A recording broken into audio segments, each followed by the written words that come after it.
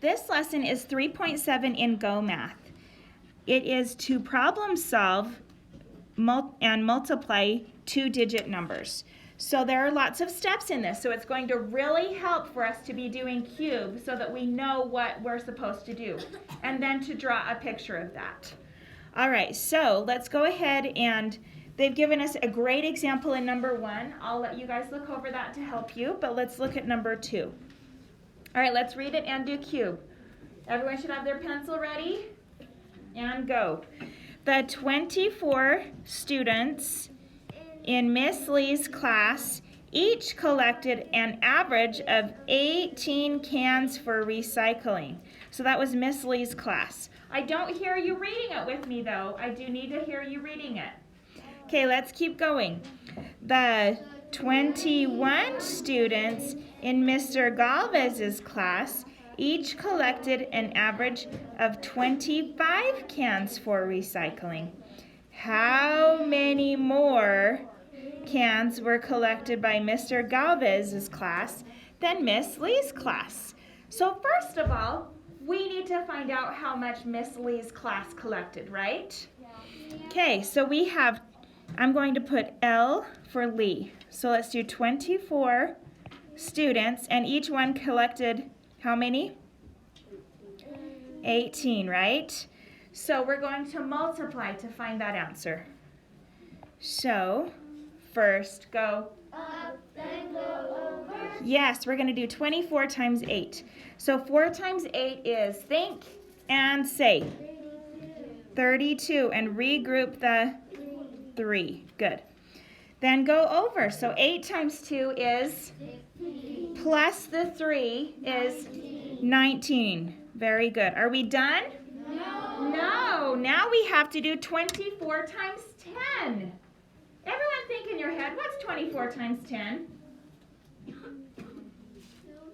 Yeah, so it's 240. Let's just see how that works. So if we add the 0, then go over, 4 times 1 is 4, and 2 times 1 is 2. Can you see how that worked?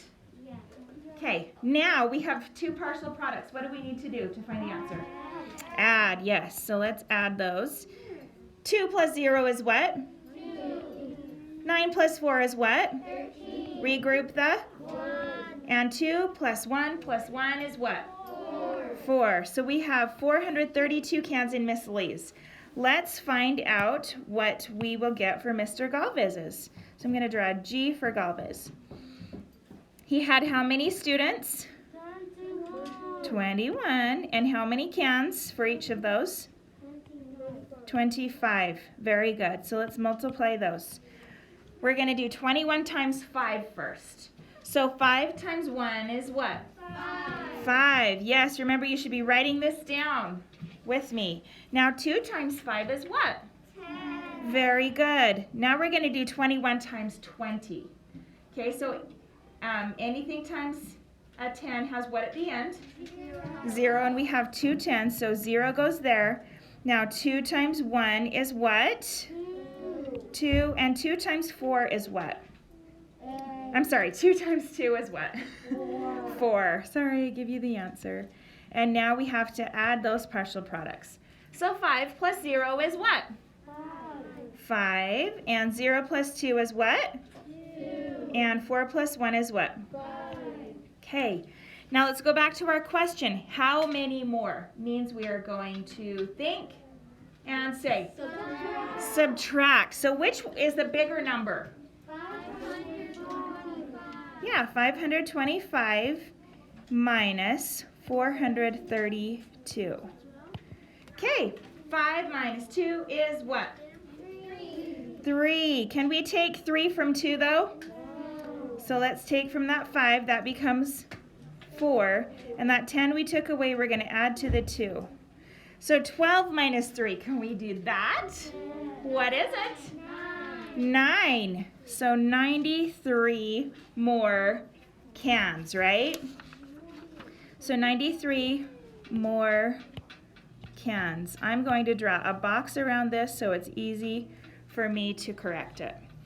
Okay, now I'm just going to explain number 4 for you. It says draw a bar model that shows how the number of hours in March compares with the number of hours in February of this year. So, first of all, we probably need to know how many hours are in one day. 24. Yeah. So there are 24 hours in one day. And how many days in March? Who knows? 31. There are 31. So I'm just going to help you out with this. So March has 31 days and there are 24 hours in one day. So that's March. February has how many days in a normal year, not a leap year? 28. And how many hours in one day? How many hours in one day? Yeah, so then you'll do that. And then how does it compare? So you're going to compare March to February. Okay? And then you'll look for something like that. All right? You guys have got it.